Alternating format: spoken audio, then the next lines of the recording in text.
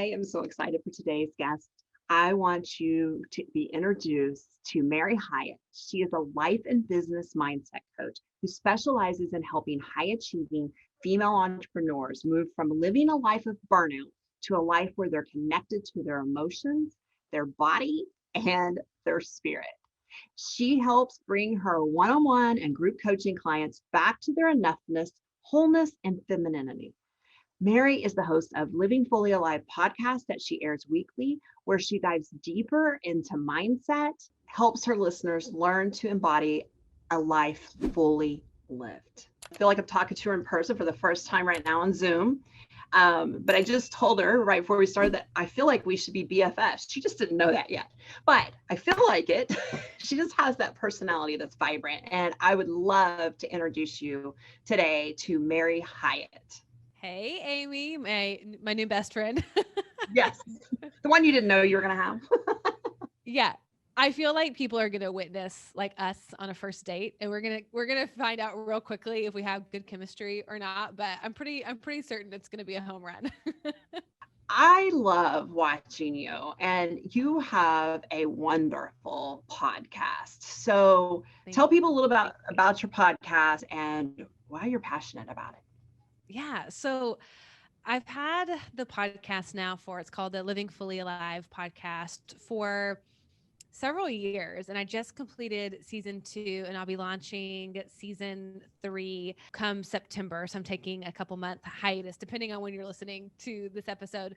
Yeah. But I started it as a Facebook live show, actually ended up making it a podcast probably like a year after I had it as a Facebook live show. And as I was sharing some of these with my one-on-one clients, I was like, oh, this would just be universally so powerful to have out in the world and to help women really address themes like body confidence and really coming back home to accepting their bodies. And so the conversations that we have on the podcast are all about those themes. We take a topic of the month and we get to look at it from all different angles and dive really, really deep. And we get to the heart of the matter in a really honest and authentic and genuine way. And honest to God, love it so much. Like these 2 months where I'm taking a break, I miss it. I'm like, I can't wait to get back. I'm the real deal. I'm going to say it like it is. I'm going to be honest and vulnerable inside those conversations. And I think people can really relate to it.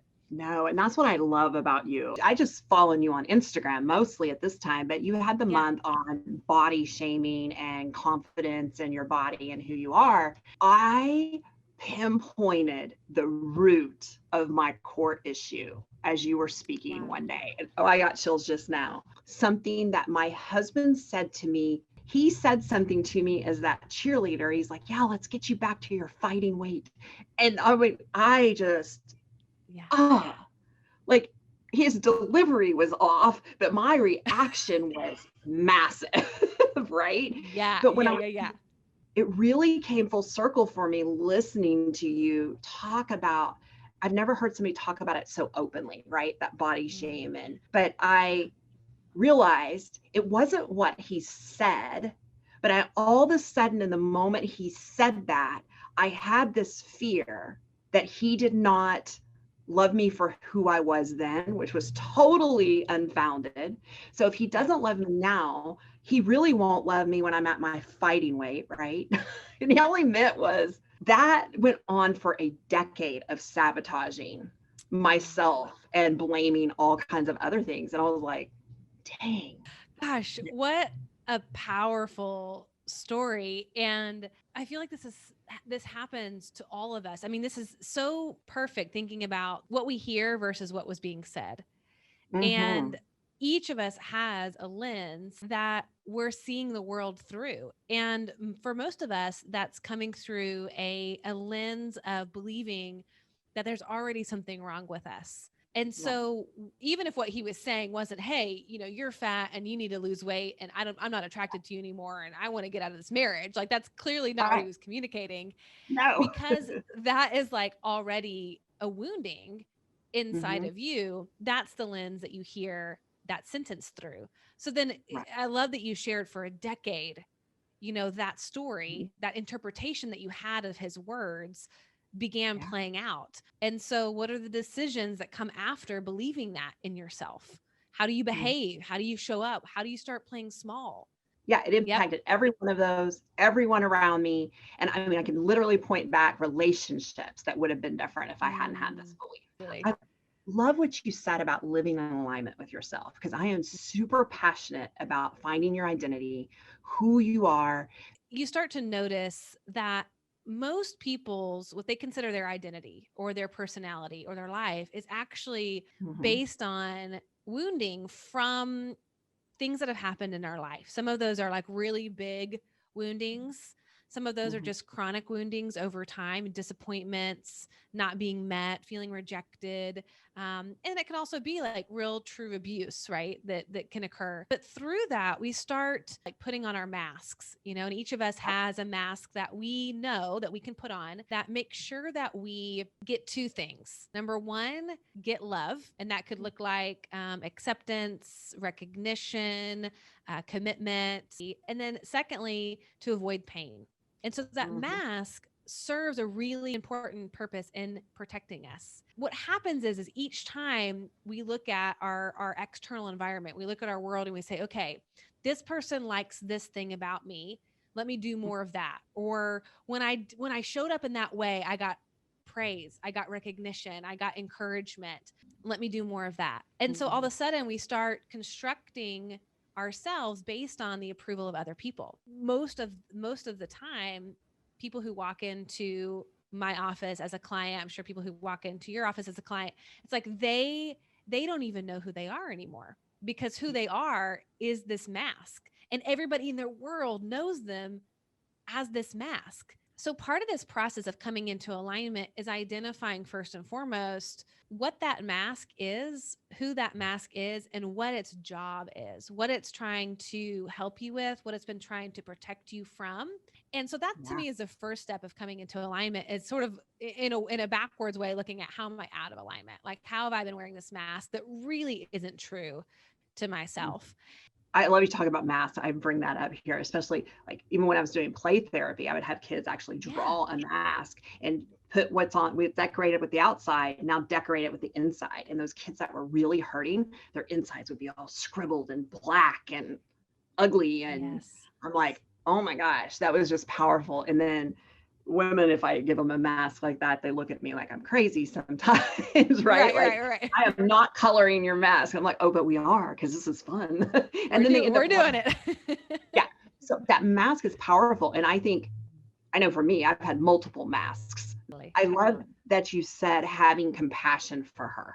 That little extra step. It's not just about just finding out your mask, what it means, what it's there for, what are you protecting yourself with or needing from it, but having compassion for that person behind the mask. It's such a huge piece because I know for me, so for those of you that are listening that don't know part of my journey, a huge part of my journey has been this very thing, like coming home to my authentic self. And so if you had met me like 10 years ago, you would have met a very different version of me, somebody who was about 80 pounds heavier than she is now, somebody that was dealing with a lot of anxiety, like severe anxiety and depression, and was in a marriage that was just dead. I mean, just like I felt like I was flatlined in life. And so for me, one of the coping strategies that I learned was to eat so that I didn't have to feel all of the discomfort, all of the longing that my life, I wish that my life were different than it was, all of the desires that I had to sort of bury. And so for me, the way that I handled that was that I would eat. In the world of social media, in the world of the online world, we see all these before and after pictures. So and so was really overweight and then they lost all this weight. This was me before, I was really unhappy. This is me after, I was really happy. What I learned along my journey, and when I started doing this work for my own self first before I ever took it into my coaching practice, was that if I was going to really come from a place of total and complete healing, I had to learn how to appreciate and love the 1.0 version of Mary. And so I had to look at her strategies, the way that she survived through eating, and there's a whole other host of behaviors that kind of came out of that as well. I had to look at that and go, wow, like, number one, you must have been hurting in such a deep way. The degree that I was self-sabotaging showed the degree of the pain that I was experiencing. When you're not hurting, you're not needing to cope. And so to me, if I was coping in such a large way, I must have been really hurting. So there was an acknowledgement of that, number one. And then number two, it was really appreciating my resourcefulness. Like, girl, you found that food helped. You found that food helped to dull the sensation of anxiety, Mhm. physiologically. You found that it gave you that dopamine hit. You found that it did quiet those emotions for a time. And Mhm. it kept you safe. Like a big fear of mine was stepping out of my marriage, not being happy and cheating and all of that. And so part of my unconscious belief was, as long as I was living in a larger body and felt gross and disgusting, that wouldn't even be a temptation for me. Like it was protection against that kind of behavior. So I had to really like appreciate my resourcefulness in that. Now, the more work that I've done, of course, I'm looking at, is there a better way of handling that and processing those emotions or whatever outside of coping with food? Well, of course, yes. And that's been my journey of looking at that and figuring that out. But I think kind of this piece of the compassion, this piece of the appreciation is vital, because if we add shame into the mix, that isn't helpful when you're trying Mhm. to really get connected with your true self. It just adds shame, and then it's like another mask goes on, you know? Right. Yeah. You just got to keep covering one for the other. So Yeah. it prompted me to think of something that I see a lot, especially with women, is we compare ourselves to their story or the Yes. friend's story. And I used to do, I came from a very traumatic, abusive childhood. Mm. And I would talk to women at like church events. But Yeah. one of the things that I always said was, I'm going to tell you a story today that Mm. some of you are going to say, oh my gosh, how did she live through that? That's so horrific. And then the person next to you might think to themselves and say, I didn't go through anything. I'm fine, but why do I not feel fine? Maybe. Right. So my message to them was, we all have a different story. We all have different wounds, but we all have the same emotion. But what Yeah. we're carrying and comparing is the story of each other, right? And not allowing our friends, the people that we know to step out in behind that mask and be somebody who we don't think they are. You know, I heard this analogy once that I think it was at a Tony Robbins conference, and he was talking about partnership, marriage, and he was talking about how often in romantic relationships, and I think this is really true for any relationship, that what we do as the partner, visualizing and seeing the person standing in front of us, is not their true self. What we see is a bunch of collection of a bunch of post-it notes that we Mm, have put on them as stickies. And we say, you did this one thing, this is who you are. Or I saw you behave in this way, and this is who you are. And this is who your family says you are. And this is who society says you are. And all of a sudden, we have this collection of stickies, and we perceive them as the stickies, and mhm, we freeze them in that place. And it's so unfortunate, because if you think about, like you said, all the seasons of life where you've worn different masks, it's like, mhm. for most of us, we have lived several lifetimes in this lifetime.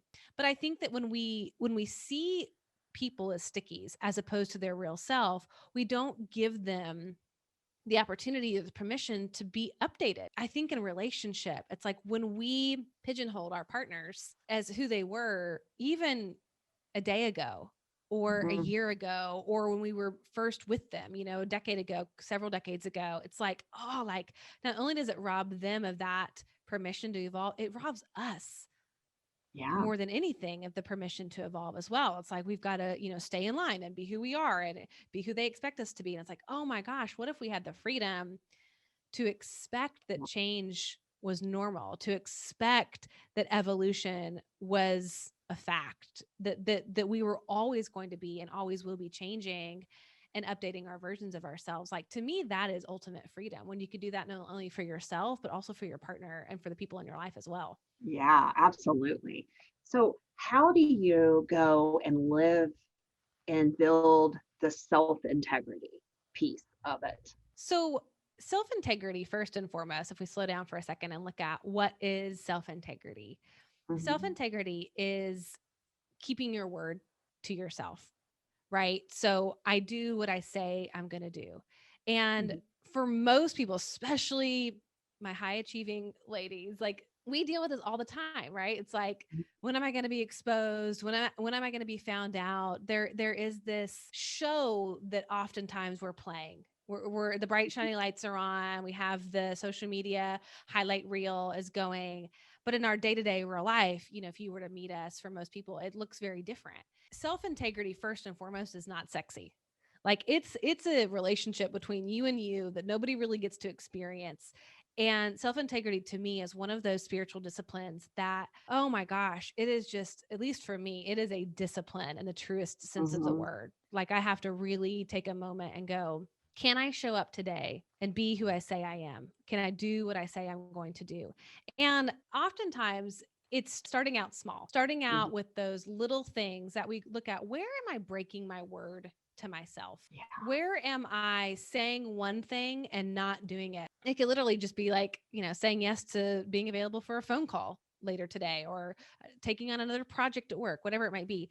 And to me, when we violate the wisdom that we have inside of our bodies, and our bodies will tell us, like, when you have that gut knowing, when you have that like little internal twitch or twinge, and your inside is like, please don't say yes, I'm so tired. And you're like, Mhm, sure. Like, that's a break in self integrity, because that is out of alignment ultimately with the wisest part of who you are, that intuition, that gut knowing, that higher self that knows exactly what you need at all times. Every time I'm around, like, this is for me, every time I'm around men in authority, I break integrity with myself, because I have an old blueprint and an old program running that says that men in authority know more about me, my life, my spirituality, my body, whatever, than I do. Like, if you're going to mhm. be accepted and loved, don't argue, don't have an opinion. And it really, really shows up in people pleasing with men for me. And that's an Mhm. old pattern. So I'm aware of that now. So I get to practice, like, staying in alignment with that. I love that. So I like to tell people to say every time you want to say yes, you have to go through before it comes out of your mouth. If you can stop it that fast, is to Yeah. say, okay, if I say yes to this person or this thing or this opportunity, what or who am I saying no to? Yeah. Because often that no is to our families, our friends, ourselves, right? For Totally. me, it's myself, right? When I was in the season of, oh, yes, yes, I'll do that. Yes, I'll do that. And it became my identity. It became who I was. I got praised for it. I got where I wasn't getting that at home from these kids, right? My husband was traveling all the time. I got an award one year for volunteering 500 hours. And I was like, there's no way I volunteered 500 hours. And then I went home and cried. And I thought, Yeah. what am I doing? I'm Yeah. tired all the time. I'm exhausted all the time. I'm not being the best mom to my kids. I don't know what I was doing. But Yeah. anyway, it was kind of a wake up call of you're saying yes to everything and everyone but you. And I was Yes. drowning. I never got a pin for 500 hours, but I can so relate to that feeling of just being totally burnt out and exhausted. Mhm, And to me, when you break self integrity, you know that you're doing it because it feels, the instant thought I thought was like gross, but that's probably not totally accurate. It's just, there's an ickiness about yeah. it, and you just know it. You're like, this isn't honest for me. Like, there's a moment inside that you're like, I'm doing this for some other reason than like a pure genuine desire to help people or to serve or whatever. Like, there's an ulterior motive here at play, but it's a break in trust with yourself. It's like there's an erosion of trust that ends up happening when you don't follow through with taking care of yourself in the way that you want to. And I don't say that from a place of shame. It's more like, how interesting, like what is at play here? And to me, that's the beauty of any kind of therapy or coaching, is getting to dive into some of that stuff and look at what's the higher need that's getting met. And there always is a higher need that is getting met when you're breaking trust. Like when you say yes instead of saying no to the volunteering, it's like the higher need is, I need to be approved and loved and accepted from my community, and I'm willing to risk being exhausted and burnt out because of it. Yeah, and I do know my reason for that is, at that time I was avoiding dealing with all my junk that I never dealt with, right? Yep. So all those wounds that from childhood I tried to ignore, now I have children and I would see things, and I was breaking cycles of abuse big time, but I wasn't dealing with the emotion of it. So my busy was to avoid the pain. 100%. It's always that. It's like always to avoid the pain. Like whatever we're doing is to avoid some kind of pain, emotional pain, physical pain, mental pain, spiritual pain, like 100%. I'm just laughing because I'm going, yes, like that is exactly what it is. And overworking, staying busy, and people pleasing is oftentimes a coping strategy. And I would probably say most of the time, anything that is in excess is a coping strategy. Absolutely. And avoidance Yeah. and coping. I love that. I don't think I've found that where I say no to myself yet. Yeah, I don't think I've totally. gotten to the core of that. So I'm gonna have to Mm, explore that with you. I have one final question for you before I get there, to tell people how they can find you, how they could work with you if they were a fit, all those things. yeah, absolutely. So you can find me at maryhyatt.com, and you'll find all of the information there. I have information on my one-on-one coaching, and there's even an application there to apply to have a conversation with me about coaching. And then I'm most active on Instagram, and that is Mary G, like Grace, Mary G Hyatt. But the best place to go is maryhyatt.com, and all my social media links are there. But I would love to connect with anybody where this resonates with. I'm happy to have a conversation, explore what coaching could look like, how it might serve you. It doesn't always, I always say it's like not a fit for everybody, but definitely worth having that conversation. So please do reach out. Absolutely. You guys need to check that out, and check out her podcast as well while you're there. Okay, so Yes. my last question is this. When you're at home alone and nobody's watching you, what do you do? On occasion, one of the things that I love to do, this is usually when my partner is gone and he's like either traveling or whatever, I will put on, I have this one pair of sweatpants and this like one pair of really huge, this huge shirt. And I love nothing more than to walk around and just like not having one care in the world. And for me, that usually looks like you'll find me in a bath, and then I'll have my hair up and these hideous pajamas on and loving every minute of it. I love that. That just Yeah. makes my day. I could be done with that. Yeah, totally. It's just like, and I'm always like, these are my pajamas when I just like, just need to remember that none of that matters. And it just feels good sometimes to just not care like at all. Right? Look at what it looks like. Nobody can see this. It's all good. I Totally. think everybody Totally. needs time like that, right? So I have loved having you here. When I was rebranding for the podcast and my audience and going really in alignment with who I am, which Yeah. was a huge decision of change. So Mm. everything's changing from working with couples to working with women, Yeah. which is a story for another day. But I knew like you were, I have to have her on. Like she's got to be one of my first guests. So I was like, please say yes. So thank you. Oh, thank you so much for asking me. When your email came in, I was like, oh my gosh, that's 100% yes. Like, absolutely. And I'm just excited for you and excited for this new, more authentic and aligned you. It's amazing. Congratulations. I, and I'm so excited. So anyway, So thank you, cool. thank you, thank you. It's been great having you on here. I know everybody is going to feel something great from this. Absolutely. Thank you. Thank you so much for having me. It's been a complete pleasure.